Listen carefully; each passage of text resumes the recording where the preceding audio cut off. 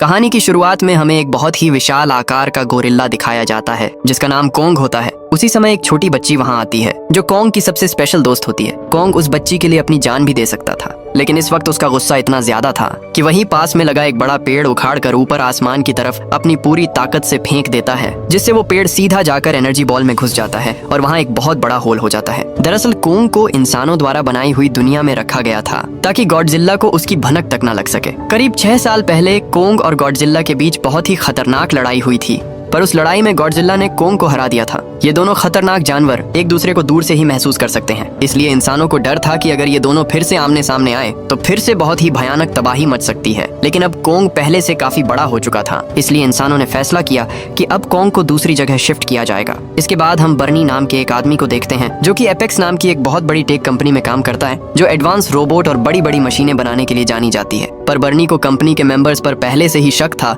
कि वो दुनिया से कुछ बड़ा छुपा रहे हैं और कुछ खतरनाक बना रहे हैं। बर्नी सच का पता लगाने के लिए कंपनी का सीक्रेट डेटा चुराने की कोशिश करता है, जिससे उसे पता चलता है कि कंपनी बहुत बड़े और गुप्त प्रोजेक्ट को हांगकांग भेजने की तैयारी कर रही है। लेकिन तभी खतरे का अलार्म जोर जोर से बजना शुरू हो जाता है। इसका मतलब था कि गॉडजिल्ला शहर के बहुत ही करीब आ चुका है। कुछ देर बाद हम देखते हैं कि गॉडजिल्ला समुद्र के पानी को चीरते हुए बहुत ही खतरनाक तरीके से बाहर निकलता है। ये देखकर वहाँ मौजूद हेलीकॉप्टर तुरंत उस पर हमला करना शुरू कर देते हैं, लेकिन गॉडजिल्ला बहुत ही ताकतवर था, इसलिए उसके सामने जो भी आता उसे वो तहस नहस कर देता। वहीं मौजूद सभी लोग ये देखकर बहुत ज्यादा हैरान रह जाते हैं, क्योंकि गॉडजिल्ला तो हमेशा इंसानों का रक्षक रहा है, तो आज वो सबको मारने की कोशिश क्यों कर रहा है। तभी गॉडजिल्ला गुस्से में आकर अपनी न्यूक्लियर पावर का इस्तेमाल करके पूरी एपेक्स कंपनी को 2 सेकंड में जलाकर राख कर देता है। ये खबर पूरी दुनिया में रातों रात फैल जाती है कि गॉडजिल्ला वापस आ चुका है, लेकिन वो इस बार रक्षक नहीं बल्कि दुश्मन की तरह सब कुछ तहस नहस कर रहा है। तभी एपेक्स कंपनी का मालिक न्यूज पर कहता है कि गॉडजिल्ला अब बेकाबू हो चुका है, पर वो जल्द ही एक ऐसी मशीन तैयार कर लेंगे जो उसे रोक सकेगी।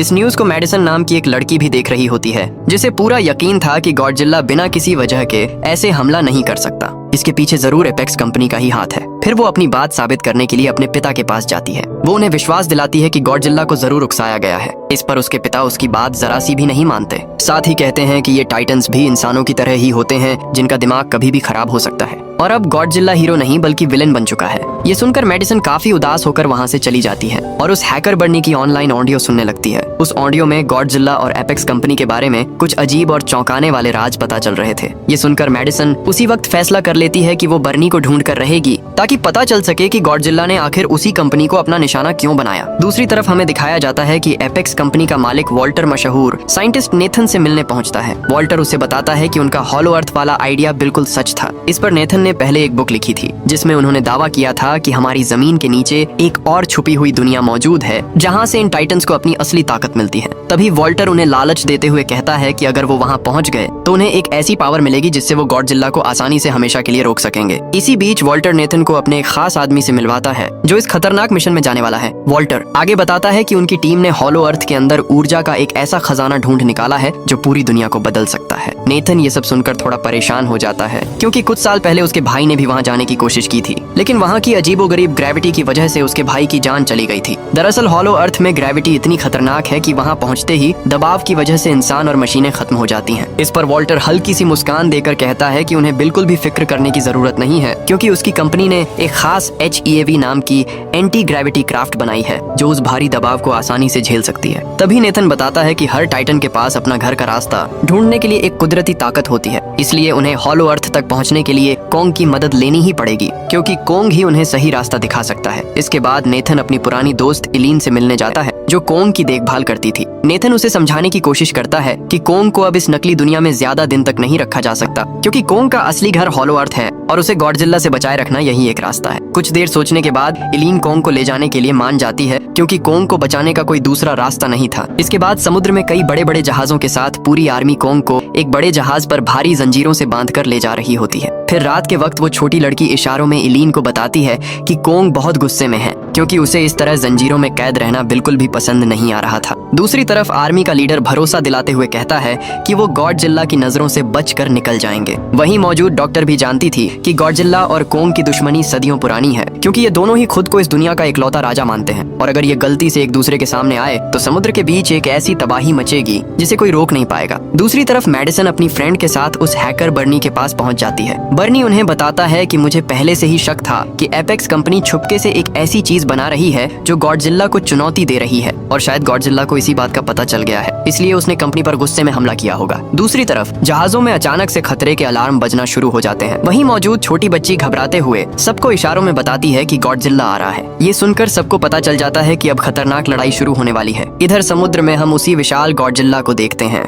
जो समुद्र में मौजूद जहाजों को तोड़ते हुए कोंग की तरफ तेजी से बढ़ रहा था। लेकिन कोंग अभी भी उन भारी जंजीरों में जकड़ा हुआ था, इसलिए आर्मी कोंग को बचाने के लिए गॉडजिला पर बड़े बड़े रॉकेट और मिसाइलों से तेजी से हमला कर देती है। लेकिन गॉडजिला की खाल किसी पहाड़ की तरह थी, इसलिए उसे मिसाइलों का जरा सा भी असर नहीं होता। वो अपनी पूंछ का इस्तेमाल करके हवा में उड़ रहे हेलीकॉप्टरों को चुटकियों में तबाह कर देता है। इस हमले के दौरान गॉडजिला के अंदर और भी गुस्सा भर जाता है और वो तेजी से आर्मी के सभी जहाजों को तबाह करना शुरू कर देता है। इसके बाद आखिर में वो कोंग के जहाज पर एक तेज टक्कर मारता है और उसे समुद्र के बीचों बीच पलट देता है। ये देखकर कोंग गुस्से में एक जहाज से दूसरे जहाज पर छलांग लगाकर गॉडजिला के सामने आ जाता है और उसके मुंह पर एक जोरदार मुक्का मारता है। पर गॉडजिला भी पलटकर कोंग को मारता है, जिससे कोंग नीचे गिर जाता है। लेकिन कोंग उसी समय वापस उठकर गॉडजिला पर तेजी से वार करता है, जिससे गॉडजिला दूर जाकर पानी में गिर जाता है। अब गॉडजिला बहुत ही ज्यादा गुस्से में आ जाता है और अपनी न्यूक्लियर पावर से हमला करने की कोशिश करता है, पर ऊपर कोंग इस खतरे को महसूस कर लेता है और अपनी जान बचाने के लिए तुरंत पानी में कूद जाता है। इसी मौके का फायदा उठाकर गॉडजिला कोंग को पानी में खींच लेता है, क्योंकि गॉडजिला पानी में भी सांस ले सकता था, पर कोंग के लिए ये बहुत ज्यादा मुश्किल था।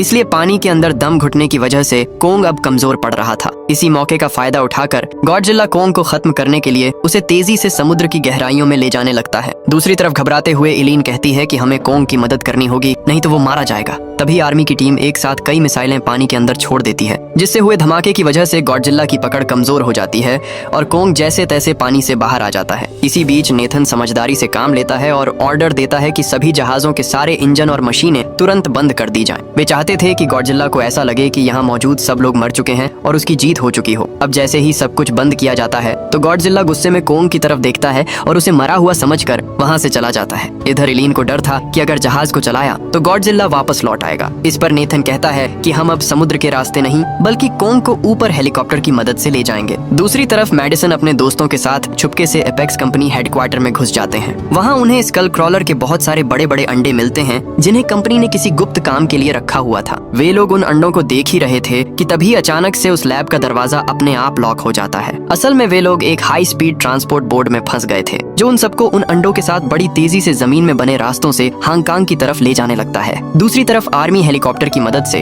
कोंग को अंटार्कटिका के उस रास्ते तक पहुंचा देती है जो सीधा हॉलो अर्थ की तरफ जाता था। वहां पहुंचकर वो छोटी बच्ची कोंग को गुफा के अंदर जाने का इशारा करती है, लेकिन कोंग उस गुफा में जाने से साफ मना कर देता है। तभी नेथन उस छोटी बच्ची की मदद लेता है। इस पर वो छोटी बच्ची कोंग को समझाती है कि उस गुफा के उस पार तुम्हारा असली घर है। तभी कोंग उस बच्ची की बात मानकर गुफा के अंदर चला जाता है। कोंग को गुफा के अंदर जाते देख ये सब लोग भी अपनी एंटी ग्रेविटी कारों के साथ उसके पीछे निकल पड़ते हैं। कुछ देर में हॉलो अर्थ पहुंचते ही उन्हें एक ऐसी दुनिया दिखाई देती है जहां सब कुछ उल्टा पुल्टा था। एंटी ग्रेविटी कारों की वजह से सब लोग वहां के खतरनाक दबाव से बच जाते हैं। इस उल्टी दुनिया में जैसे ही ये लोग कदम रखते हैं तो वहां के अजीबोगरीब मॉन्स्टर उन पर तेजी से हमला करना शुरू कर देते हैं। तभी एक उड़ता हुआ मॉन्स्टर आगे चल रही कार पर हमला कर उसे दबा देता है और एक मॉन्स्टर उस छोटी बच्ची पर हमला करने ही वाला होता है कि तभी कोंग पीछे से आकर उस मॉन्स्टर को पकड़कर नीचे जमीन पर पटक देता है और बड़ी ही बेरहमी से उसे मार डालता है। इसके बाद कोंग तेजी से अपने घर की तलाश में निकलता है और बाकी सब लोग उसके पीछे पीछे जाते हैं। दूसरी तरफ मैडिसन और उसके दोस्त उसी मशीन के जरिए हांगकांग के सीक्रेट लैब में पहुंच जाते हैं। वहां पहुंचकर उन्हें पता चलता है कि गॉडजिला को खत्म करने के लिए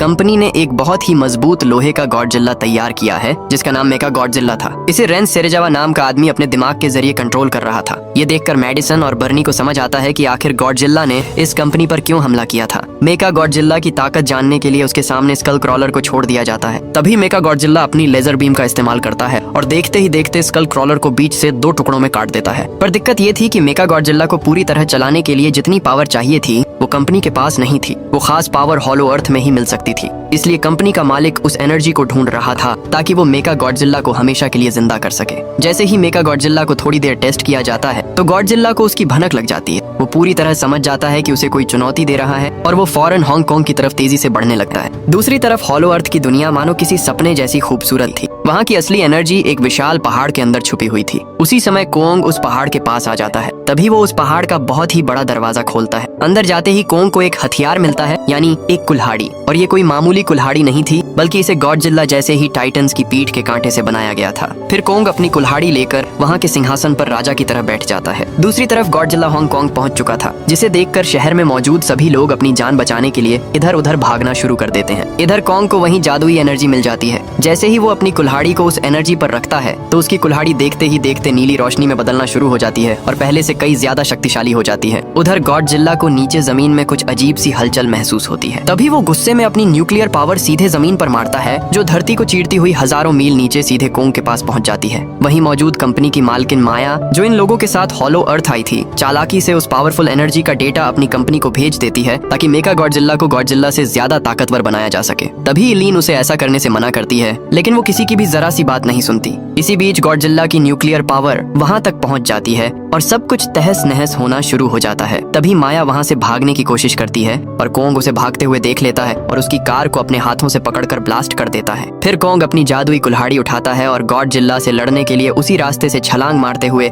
सीधे हांगकांग की धरती पर पहुंच जाता है, जहां गॉडजिला उसका बेसब्री से इंतजार कर रहा था। कोंग गुस्से में अपनी कुल्हाड़ी से गॉडजिला पर एक जोरदार वार करता है, जिससे गॉडजिला जख्मी हो जाता है। फिर गॉडजिला गुस्से में बार बार अपनी न्यूक्लियर पावर से हमला करने की कोशिश करता है, लेकिन कोंग अपनी चालाकी से हर बार बच निकलता है। दोनों के बीच बहुत ही खतरनाक लड़ाई शुरू हो जाती है, पर आखिर में गॉडजिला कोंग पर भारी पड़ने लगता है। वो कोंग को बुरी तरह घायल करके जमीन पर गिरा देता है, उसकी छाती पर पैर रख देता है और उसके मुंह के सामने एक जोरदार दहाड़ मारकर वहां से जाने लगता है। दूसरी तरफ कंपनी के मालिक को वो एनर्जी मिल चुकी थी जिसका उसे बेसब्री से इंतजार था। जैसे ही वो एनर्जी मेका गॉडजिला में डाली जाती है तो मेका गॉडजिला पूरी तरह जाग जाता है, लेकिन एक्टिवेट होते ही मेका गॉडजिला बेकाबू हो जाता है और सब कुछ अपने कंट्रोल में ले लेता है। वो सबसे पहले कंपनी के मालिक वॉल्टर को मारता है और फिर वहाँ मौजूद पूरे सिस्टम को तबाह कर देता है। इसके बाद वो अपनी पावर की मदद से सब कुछ तहस नहस करते हुए बाहर निकल आता है। तभी गॉडजिला जब मेका गॉडजिला को देखता है तो वो उसे मारने के लिए उसकी तरफ दौड़ता है और दोनों के बीच बहुत खतरनाक लड़ाई शुरू हो जाती है। लेकिन मेका गॉडजिला और उसकी खतरनाक मिसाइलों के आगे असली गॉडजिला टिक नहीं पाता।